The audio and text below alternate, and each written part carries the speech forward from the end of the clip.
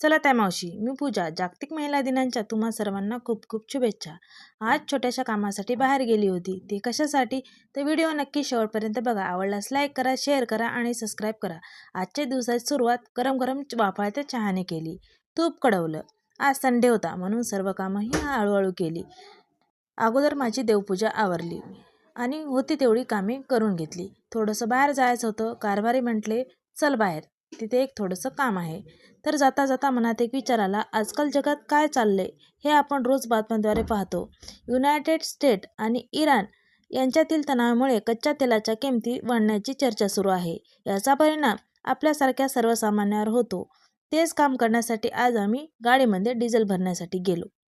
तेव्हा मनात एक विचार आला, जगात कुठेही काही घडलं तर त्याचं झळ आपल्या सर्वसामान्यांना होतोच ना. थोडासा हिरवा गच्च भाजीपाला घेतला. आज संडे, कारभाऱ्यांना सुट्टी होती त्यामुळे मी भाजीपाला घेतला. घरी परतलो. असं वाटतं ना की कुटुंब आणि रोजची कामे सुरूच राहतात. परिस्थिती कशीही असो, आपण सकारात्मक राहून आपला दिवस पुढे नेत राहतो. हाच आयुष्यातला एक खरा धडा आहे.